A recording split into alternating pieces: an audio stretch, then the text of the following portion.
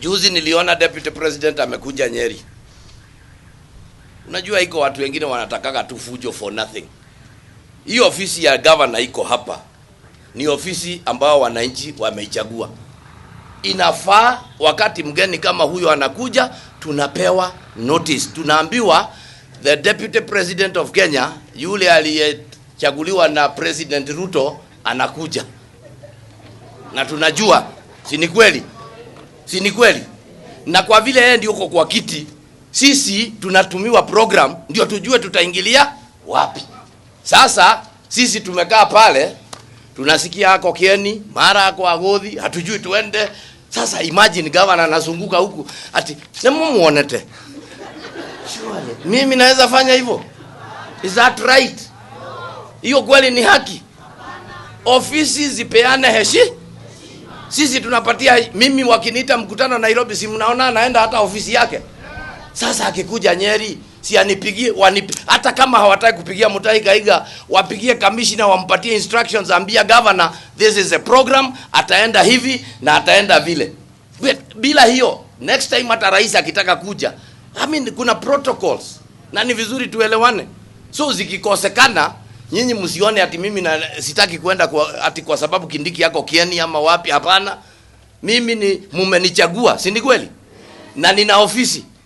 Na ni lazima saa zingine unatofautisha siasa na ofisi. Mmeniona Karen nikienda mkutano, mimi ni mwenyekiti wa baraza la magavana. Tukiwa na mkutano huko na deputy president, si mimi naenda tunaketi hapo.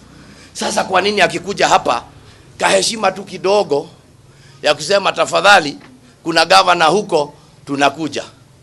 Ikisindikana sana hata wasiambie commissioner, hata huyo mbunge ambaye amemuinvite si apige tu simu aniambie gavana tutakuwa hapa, tutafanya hivi. Leo ni mundu wakuganagia muhu. Tijika ile alagaigwa, daigwa ni aroka.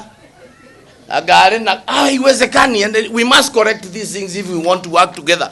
Sisi kama serikali za county na serikali kuu tunafanyia wananchi kazi moja. Na hawa hawataki kujua commissioner ni nani alifanya, wanataka tu kujua walichagua serikali.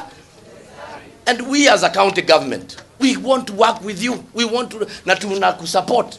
Lakini sasa hiyo maneno ya Nairobi hapo tungetaka tuseme jinsi tunavyosema hapa katika maneno ya SHA, tutofautishe siasa na kazi. Siasa tutakuja kupiga baadaye. Hiyo tutapiga ni ya kusema nani hatutaki, kusema ni nani tulichagua, ni nani alichaguliwa na Ruto. Hiyo ni mahesabu inaeleweka. Si ni kweli? Ama namna gani? Na sisi huwa tunaongea mchana wakati kuna jua, si ndio? Tunasema hivyo. Nasema deputy president yule alichaguliwa na Ruto alikuja hapa na hakutuambia.